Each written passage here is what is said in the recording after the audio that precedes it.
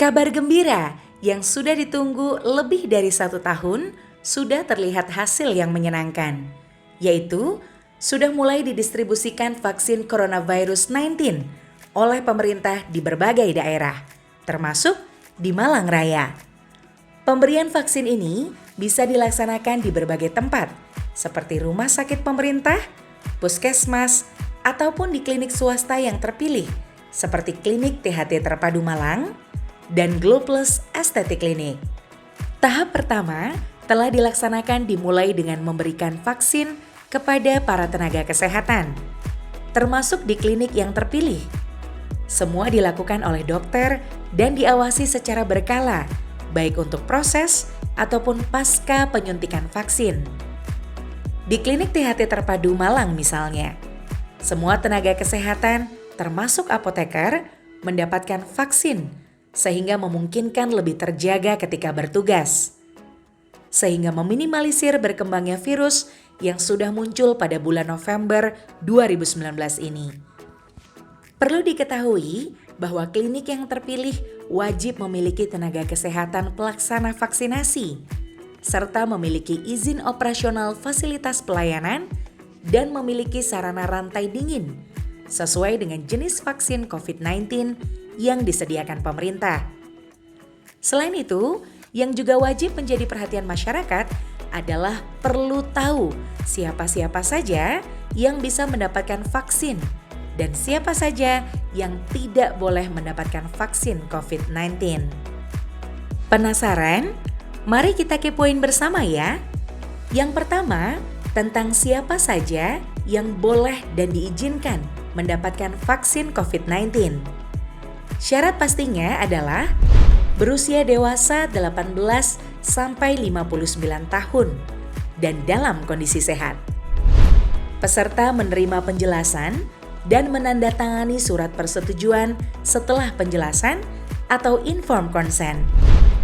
Peserta menyetujui mengikuti aturan dan jadwal imunisasi. Bagaimana? Apakah Anda termasuk yang memenuhi syarat? Nah, kemudian pasti mulai penasaran juga tentang siapa saja yang tidak boleh dan tidak diizinkan menerima vaksin COVID-19. Ternyata banyak juga case khusus untuk kriteria yang tidak bisa mendapatkan COVID-19, di antaranya 1. Pernah terkonfirmasi dan terdiagnosis COVID-19. 2. Mengalami penyakit ringan, sedang, atau berat, terutama penyakit infeksi dan atau demam dengan suhu lebih dari 37,5 Celcius. Diukur menggunakan infrared thermometer atau thermal gun. 3. Peserta wanita yang hamil, menyusui, atau berencana hamil selama periode imunisasi yang bisa didapatkan informasinya berdasarkan wawancara dan hasil tes urin kehamilan. 4. Memiliki riwayat alergi berat terhadap vaksin atau komposisi dalam vaksin dan reaksi alergi terhadap vaksin yang parah seperti kemerahan, sesak nafas, dan bengkak. 5. Riwayat penyakit pembengkuan darah yang tidak terkontrol atau kelainan darah yang menjadi kontraindikasi injeksi intramuskular. 6. Adanya kelainan atau penyakit kronis, penyakit gangguan jantung yang berat, tekanan darah tinggi yang tidak terkontrol, diabetes, penyakit ginjal dan hati, tumor, dan yang lain yang menurut petugas medis bisa mengganggu imunisasi. 7.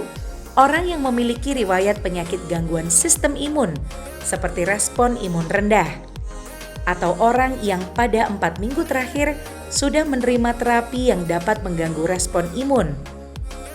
8. Memiliki riwayat penyakit epilepsi atau AYAN atau penyakit gangguan saraf, penurunan fungsi sistem saraf, dan lainnya. 9. Mendapat imunisasi apapun dalam waktu 1 bulan ke belakang atau akan menerima vaksin lain dalam waktu 1 bulan ke depan. 10. Berencana pindah dari wilayah domisili sebelum jadwal imunisasi selesai.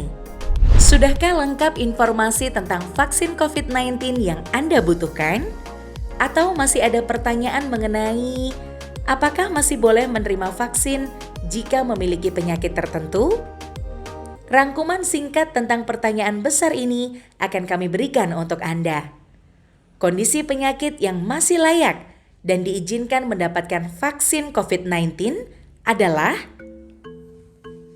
pasien dengan penyakit reaksi anafilaksis yang bukan akibat vaksinasi COVID, alergi obat, alergi makanan, asma bronkial yang terkontrol, rinitis alergi, urtikaria, dermatitis atopi, HIV dengan keterangan jika CD4 di bawah 200, maka dianjurkan untuk mengulang vaksin. Penyakit paru obstruktif kronik yang terkontrol, tuberkulosis minimal setelah 2 minggu mendapat obat anti-tuberkulosis, kanker paru dalam kemoterapi atau terapi, interstitial lung disease yang dalam kondisi baik, penyakit hati dengan kondisi khusus, diabetes mellitus dengan tipe 2 terkontrol, dan HbA1c di bawah 58 mmol atau mol atau 7,5%.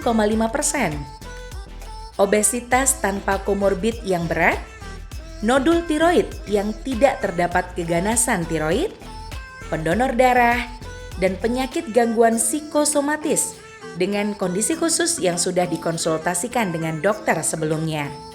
Nah, sedangkan penyakit yang belum layak atau belum diizinkan untuk mendapatkan vaksin COVID-19 adalah pasien dengan penyakit hematologi onkologi yang mendapatkan terapi panjang, penyakit dengan kanker, kelainan hematologi, hipertiroid karena autoimun, gastrointestinal, rematik autoimun, jantung koroner, gagal jantung, hipertensi, sindroma nefrotik dengan imunosupresan, PGK dialisis, infeksi akut sindroma hyper IgE, dan penderita penyakit autoimun sistemik.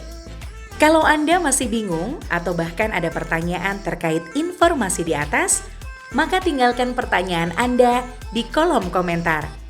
Jangan lupa untuk klik like, subscribe, dan share informasi penting ini ke semua kerabat dan saudara ya. Mari kita sukseskan vaksinasi COVID-19 untuk Indonesia sehat. Salam sehat, salam bersinar.